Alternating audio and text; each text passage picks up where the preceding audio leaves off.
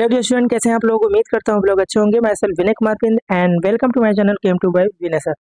आज हम बात करने वाले हैं क्लास 12th केमिस्ट्री का चैप्टर नंबर 10 बायोमोलिक्यूल का एक्सरसाइज क्वेश्चन नंबर 14। ठीक है, क्वेश्चन यहाँ पर क्या दिया हुआ है, what type of bonding helps in stabilising the alpha helix structure of protein. यहाँ पर देखिए, जो अल्फा हेलिक्स स्ट्रक्चर को स्टेबलाइज करता है वो होता है हाइड्रोजन बॉन्ड। ठीक है, between CO and NH group. ठीक है, तो उसी को हम क्या बोलते हैं, पेप्टाइड बॉन्ड। इसका आंसर क्या लिखेंगे कि alpha helix structure stabilise by hydrogen. ठीक है, hydrogen bonding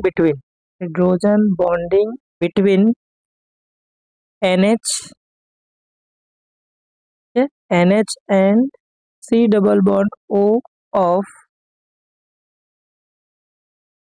peptide bonds stabilise. ठीक है, MCQ में ज़्यादातर क्वेश्चन है या फिर थ्योरेटिकल 2 मार्क्स में आ सकता है। Stabilise the alpha helix structure of, ठीक है, स्ट्रक्चर ऑफ प्रोटीन। ठीक है, ये आंसर है। MCQ में आ सकता है कि भाई कौन सा स्टेबलाइज होता है, तो याद रखना है कि सबसे मेन यही है, हाइड्रोजन बॉन्डिंग। और किसके बीच है, NH एंड CO ग्रुप के बीच, और यही अल्फा हेलिक्स स्ट्रक्चर को स्टेबलाइज करता है। तो ये MCQ में या फिर 2 मार्क्स में क्वेश्चन ये बन सकता है। ओके, नेक्स्ट यहाँ पर जो क्वेश्चन है इंपॉर्टेंट है, ये कई बार 2 मार्क्स में या फिर 3 मार्क्स में ये पूछा गया है ना, difference between globular and fibrous protein. ये क्वेश्चन आप करके जाइए, मोस्ट टाइम की क्वेश्चन है। तो अगर मैं बात करूँ डिफरेंस का, इसको आप टेबल फॉर्मेट में ही इसको आंसर लिखिए। तो यहाँ पर हम डिफरेंस एक बना लेते हैं टेबल। तो पहला जो है फाइब्रस प्रोटीन, और दूसरे साइड हम लिखते हैं कौन सा, ग्लोबुलर प्रोटीन। ठीक है, इसमें डिफरेंस देखते हैं क्या क्या पॉइंट यहाँ पर बनेंगे। तो सबसे पहला जो पॉइंट है इसका, it is fibre like structure. पहला है it is fibre like structure bipeptide. ठीक है, बाईपेप्टाइड चेन। तो सबसे मेन पॉइंट है कैसा स्ट्रक्चर है, फाइबर लाइक, नाम ही पता चल रहा है फाइबर लाइक स्ट्रक्चर इसका होता है। ओके, और अगर मैं बात करूँ इसके सेकेंड ग्लोबुलर प्रोटीन का, इसका क्वाइल्ड स्फेरिकल शेप स्ट्रक्चर होता है।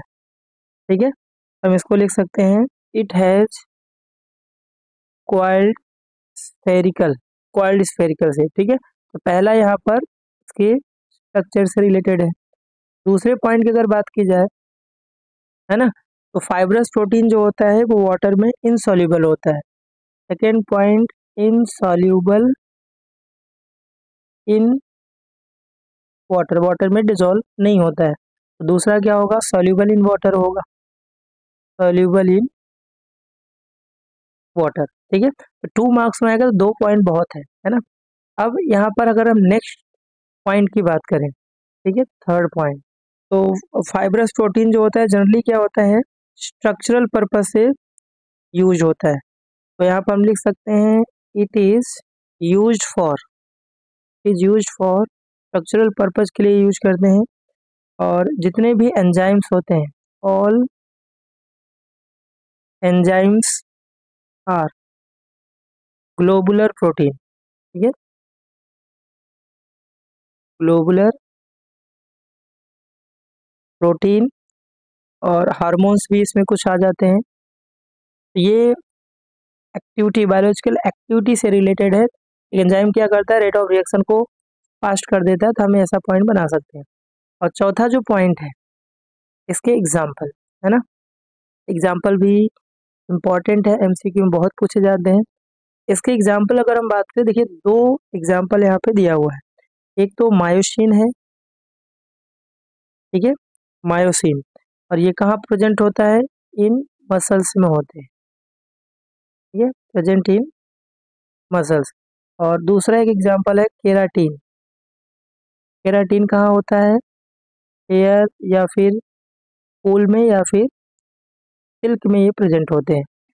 और इसके अगर ग्लोबुलर प्रोटीन की हम बात करें, तो ये इंसुलिन एंड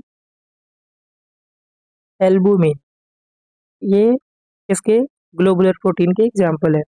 2 मार्क्स में अगर क्वेश्चन आएगा 2 पॉइंट बहुत है इनके। एग्जाम्पल इंपॉर्टेंट, क्योंकि बोर्ड में कई बार इसके एमसीक्यू में एग्जाम्पल्स आता है कि मसल्स में कौन सा प्रोटीन होता है या फिर इंसुलिन किसका एग्जाम्पल है, इस तरह के क्वेश्चन यहाँ पर बन सकते हैं। ओके, तो ये क्वेश्चन जरूर बना के जाइए, हो सकता है आने वाले एग्जाम में ये क्वेश्चन बन जाए। तो चलिए बात करते हैं एक्सरसाइज का 16 क्वेश्चन। ये भी इम्पोर्टेंट है, 2 मार्क्स में या फिर 3 मार्क्स में ये भी आ सकता है। क्वेश्चन है, how do you explain the amphoteric behaviour of amino acid, है ना। एमिनो एसिड को जब हम वाटर में डिसॉल्व करते हैं तो ये डाईपोलर आयन फॉर्म करता है और इसी को बोलते हैं ज्यूटर आयन, और वो एसिड एंड बेस दोनों से रिएक्ट करता है, दोनों की तरह काम करता है, दैट्स वाई इसको एम्फोटेरिक नेचर बोलते हैं, है ना। इसका रीजन क्या लिखेंगे, due to formation of dipolar ion. Dipolar ion मतलब एक ही मॉलिक्यूल पे प्लस और माइनस चार्ज दोनों प्रोड्यूस होगा, डाईपोलर स्ट्रक्चर, ठीक है। Dipolar ion they behave like amphoteric nature, amphoteric nature, ठीक है। और इसमें एम्फोटेरिक बिहेवियर दैट मीन्स आपने पढ़ा होगा एसिडिक एंड बेसिक, यहाँ पर 2 कैरेक्टर होते हैं, तो यहाँ हम बात कर सकते हैं acidic character of amino acid due to presence of carboxylic group. Carboxylic group क्या होता है, COOH ग्रुप। एंड जो बेसिक कैरेक्टर है, ये हम ये भी ले सकते हैं, बेसिक कैरेक्टर ऑफ एमिनो, ठीक है, amino acid due to presence of, ठीक है, due to presence of amino group. और एमिनो ग्रुप किसको बोलते हैं, NH2 ग्रुप। तो एसिडिक कैरेक्टर और बेसिक कैरेक्टर दोनों है। अब यहाँ पर आपको एग्जाम्पल देके समझाना पड़ेगा ना। तो अगर मैं बात करूँ एमिनो एसिड के स्ट्रक्चर की, है ना, एमिनो एसिड के स्ट्रक्चर क्या होता है, देखिए अल्फा एमिनो एसिड आपने अगर पढ़ा होगा, जैसे आर हमने लिया, अल्काइल ग्रुप साइड चेन होता है कार्बन और इसके पास हाइड्रोजन, और इसी के पास होता है कार्बोक्सिलिक ग्रुप COOH, और यहाँ पर होता है NH2 ग्रुप। और अगर हमें एक्वस मीडियम में देखें, दैट मीन्स वाटर में, तो आपको यहाँ से दिख रहा है कि जो COOH ग्रुप होता है ये एसिडिक नेचर है। तो एसिडिक नेचर है तो क्या करेगा, लूज करेगा प्रोटॉन को, प्रोटॉन मतलब H+ आयन, है ना। और जो बेसिक यहाँ पर ग्रुप है दैट मीन्स अमाइन, ये कैसा नेचर है, बेसिक। और बेसिक नेचर क्या करेगा, वो एक्सेप्ट करेगा proton, that means H+ ion. इससे होगा क्या, ये जो ग्रुप है इसमें कार्बोक्सिलिक अगर H+ देगा तो COO- आएगा, और NH2 अगर H+ लेगा तो NH3 होगा, और इसके ऊपर चार्ज, ठीक है। यहाँ पर ये इसी को बोला जा रहा है डाईपोलर आयन, क्योंकि यहाँ पर देखो पॉजिटिव नेगेटिव दोनों आ रहे हैं, तो इसी को बोलते हैं डाईपोलर आयन। और डाईपोलर आयन को ज्यूटर आयन भी बोला जाता है ना, ज्यूटर आयन। और ये एम्फोटेरिक नेचर होता है, यही आपको करेंगे तो 2 या 3 नंबर में होगा तो आपको मार्क्स मिल जाएगा। ओके, तो ये आपका करेक्ट इसका आंसर है और यही आप लिखेंगे। आई होप ये क्वेश्चन क्लियर हो गया होगा।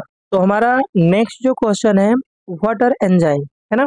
एंजाइम क्या होता है, तो एंजाइम एक बायो कैटलिस्ट होते हैं। पॉइंट लिख सकते हैं, पहला point, it is bio catalyst, है ना, प्रोड्यूस्ड बाय लिविंग सेल, पहला पॉइंट। दूसरा पॉइंट हम लिख सकते हैं, यहाँ यूज कहाँ पर हो तो biochemical reaction in living cell, तो हम ये भी पॉइंट लिख सकते हैं, it is used for biochemical reaction in living cell. ठीक है, ये हुआ आपका दूसरा पॉइंट। तीसरा पॉइंट हम लिख सकते हैं कि स्पेसिफिक फंक्शन के लिए स्पेसिफिक एंजाइम यूज होता है। ठीक है, तो हम ये भी लिख सकते हैं एंजाइम के रिगार्डिंग, और specific reaction specific enzyme are use. ठीक है, तो हम ये और specific product particular enzyme used. For example, अगर मुझे सुक्रोज को ग्लूकोज एंड फ्रक्टोज में कन्वर्ट करना है, वहाँ पर जो एंजाइम काम करेगा वो होगा इन्वर्टेज एंजाइम, है ना। और अगर ग्लूकोज को अल्कोहल बनाए तो वहाँ पर जाइमेच आएगा। तो पर्टिकुलर प्रोडक्ट के लिए पर्टिकुलर एंजाइम की जरूरत पड़ेगी। और भी पॉइंट हम क्या लिख सकते हैं, एंजाइम जो होता है ऑक्सी रिडक्टेज की भी तरह काम करते हैं, है ना। ये क्या होते हैं, oxy reductase, that means enzyme ऐसे एंजाइम जो जिसको एक मॉलिक्यूल को ऑक्सीडाइज करते हैं दूसरे को रिड्यूस करते हैं। ओके, तो ये आपका इसका ज़्यादा 2 मार्क्स में क्वेश्चन होगा। और भी पॉइंट है कि एंजाइम जो होते हैं एक्टिवेशन एनर्जी को डिक्रीज करते हैं जिससे रिएक्शन का फास्ट होता है। ओके, और जितने भी एंजाइम होते हैं वो ग्लोबुलर प्रोटीन के एग्जाम्पल है। ये भी एक इम्पॉर्टेंट पॉइंट है, ग्लोबुलर प्रोटीन्स जो होते हैं वो एंजाइम सब ग्लोबुलर प्रोटीन ही होते हैं। ओके, आई होप ये क्वेश्चन क्लियर हो गया होगा। चलिए क्वेश्चन नंबर 18 जो है इस पे डिस्कशन करते हैं कि ये क्वेश्चन क्या है। Question, what is the effect of denaturation on structure of protein. ठीक है, उसके लिए हमें ये समझना है कि डीनेचुरेशन ऑफ प्रोटीन एक्चुअल में होता क्या है। हालांकि इसमें इफेक्ट पूछा है, बट अगर हम डिफाइन करें कि इसमें क्या होते हैं, तो डीनेचुरेशन ऑफ प्रोटीन का मतलब बायोलॉजिकल जो एक्टिविटी है एंजाइम की उसको डिस्ट्रॉय करना। अब इसका डेफिनेशन क्या होगा, process of destroying biological activity of protein bye some physical change by some physical change such as temperature और pH, उसी को बोलते हैं डीनेचुरेशन ऑफ प्रोटीन। इसका सबसे मेन पॉइंट है कि जो प्रोटीन है उसकी बायोलॉजिकल एक्टिविटी को डिस्ट्रॉय करना है by physical change like change in temperature और pH, है ना। दूसरा चीज, अगर डीनेचुरेशन करेंगे तो इससे इफेक्ट क्या आने वाला है प्रोटीन के स्ट्रक्चर में, तो इससे जो होगा सेकेंडरी एंड टर्सरी जो स्ट्रक्चर होगा प्रोटीन का, ठीक है, वो क्या होगा, कंप्लीटली डिस्ट्रॉय हो जाएगा। बट जो प्राइमरी स्ट्रक्चर है उसमें क्या आएगा, कोई चेंज नहीं होगा। इसी को सेंटेंस बना के आप लिखेंगे कि secondary and tertiary structure bye denaturation of protein destroy but primary structure remain same. और उसके बाद इसमें आप 2 एग्जांपल दिया, जैसे कर्डिंग ऑफ मिल्क, एक तो ये एग्जांपल है, ठीक है, मिल्क से दही बनना, और दूसरा है कोगुलेशन ऑफ एग, ठीक है, बाय बॉइलिंग। ये एग्जांपल है इसका, इसमें डेफिनेशन भी हो गया, इफेक्ट भी होगा, और इसके एग्जांपल हैं वो भी हो गए। 2 या 3 नंबर में यहाँ से क्वेश्चन बन सकता है, इस चैप्टर से वही आते हैं, तो ये आप यहाँ से प्रिपेयर करके जाइए। एक्सरसाइज क्वेश्चन नंबर 19, और ये जो क्वेश्चन है इसका मैक्सिमम वेटेज 2 या 3 नंबर में बनेगा, और अदरवाइज एमसीक्यू तो यहाँ से अच्छे खासे बनने वाले हैं। तो क्वेश्चन ये है कि how are vitamin classify, name the vitamin responsible for the coagulation of blood, है ना। तो आपने अगर एनसीईआरटी पढ़ा होगा तो उसमें एक टेबल दिया है, उसमें कई सारे विटामिन के केमिकल नेम, उनसे डिजीज क्या है, ये सब वहाँ पर दिया हुआ है, और एक क्वेश्चन फिक्स है वहाँ से बोर्ड में पूछे जाते हैं। पहले अगर मैं क्लासिफिकेशन की बात करूँ तो यहाँ पर जो क्लासिफिकेशन है विटामिन का, तो दो टाइप के विटामिन होते हैं। पहली बात, विटामिन होते क्या है कि ऑर्गेनिक कंपाउंड होते हैं जो स्पेसिफिक फंक्शन परफॉर्म करते हैं, ठीक है, और हमें डाइट के थ्रू स्मॉल क्वांटिटी में लेना होता है। तो यहाँ पर क्लासिफिकेशन में दो टाइप के विटामिन है ना। पहला जो विटामिन है दैट इज फैट या फिर ऑयल सॉल्यूबल विटामिन, ठीक है, पहला तो ये है। तो पहले हम इसी के बारे में बात करते हैं कि फैट सॉल्यूबल या फिर वाटर फैट सॉल्यूबल विटामिन क्या होते हैं। ओके, तो फैट सॉल्यूबल विटामिन होते हैं जो फैट या फिर ऑयल में सॉल्यूबल होते हैं बट वाटर में इनसॉल्यूबल होते हैं। तो हम सिंपल से लिख सकते हैं विटामिन विच आर, ठीक है, vitamin which are soluble in fat but insoluble in water, ठीक है, कॉल्ड फैट और ऑयल सोल्यूबल विटामिन। इसमें मेन चीज है एग्जाम्पल, ठीक है। एग्जाम्पल की अगर हम बात करें तो जो विटामिन ए है, विटामिन ई है, विटामिन डी है और विटामिन ए है। तो ये जो विटामिन है ये क्या होते हैं, फैट या फिर ऑयल सोल्यूबल होते हैं। सिंपल सा अगर मैं ट्रिक की बात करूं तो आप कीड़ा से याद कर सकते हैं ना, कीड़ा, विटामिन के, vitamin E, vitamin D, vitamin A. कीड़ा जो होते हैं पानी में सोल्यूबल नहीं होते बट फैट एंड ऑयल में सोल्यूबल होते हैं। जैसे ट्रिक है कि अगर आप भूल जाओ तो कीड़ा को याद रखना, ये ऐसे विटामिन है जो फैट सोल्यूबल होते हैं। इसके अलावा एक पॉइंट और याद रखिए, इसको एडिपोज भी बोलते हैं, फैट स्टोरिंग विटामिन, ठीक है। तो एनसीईआरटी में पढ़ेंगे तो इसको एडिपोज बोलते हैं, दिस मीन्स फैट स्टोरिंग भी होते हैं। ओके, नेक्स्ट यहाँ पर जो है that is water soluble vitamin, ठीक है, इसकी भी डिस्कशन कर लेते हैं यहाँ पर। सेकेंड जो टाइप है that is water soluble vitamin, ठीक है। वाटर सोल्यूबल विटामिन आप किसको बोलते हो, ऐसे विटामिन जो वाटर में सोल्यूबल होते हैं बट फैट या ऑयल में इनसोल्यूबल होते हैं। इसका डेफिनेशन क्या हो जाएगा, विटामिन विच आर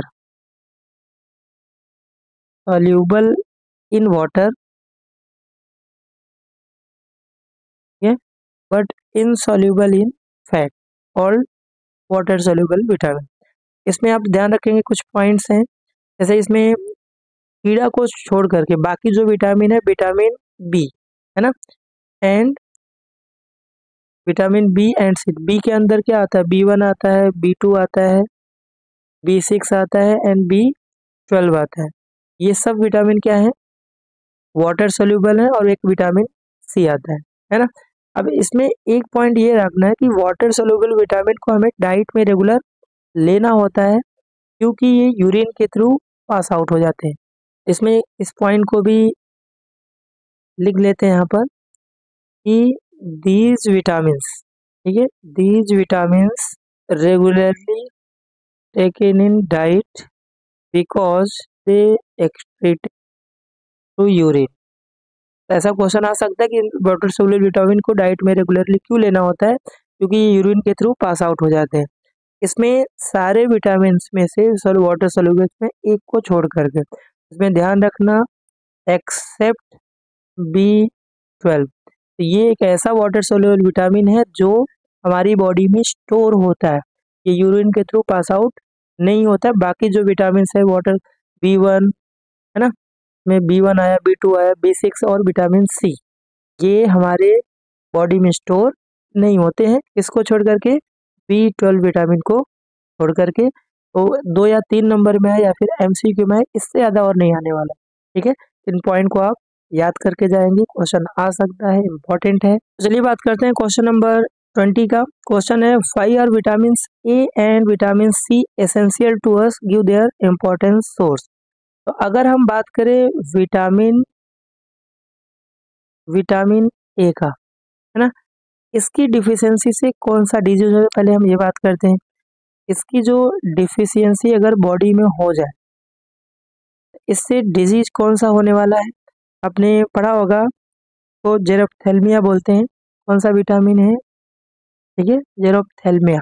और जेरोप्थेल्मिया का मतलब ये होता है हार्डनिंग ऑफ कॉर्निया, है ना। क्या मतलब होता है? Hardening of cornea. एक तो ये डिजीज होता है, और भी डिजीज है जैसे नाइट ब्लाइंडनेस भी होता है, नाइट, ठीक है, ब्लाइंडनेस। ये दो डिजीज होते हैं, इसलिए ये जरूरी होता है ना। और इसका जो सोर्स है, कहाँ पर इनके सोर्स हैं, तो अगर आपने एनसीईआरटी में पढ़ा होगा तो इसके जो सोर्स है विटामिन ए का, fish liver oil, fish liver oil हो गया, एरोट हो गया, ठीक है। इसके अलावा बटर मिल्क, बटर मिल्क, ये सब इसके चीफ सोर्स हैं जहाँ पर ये प्रेजेंट होता है।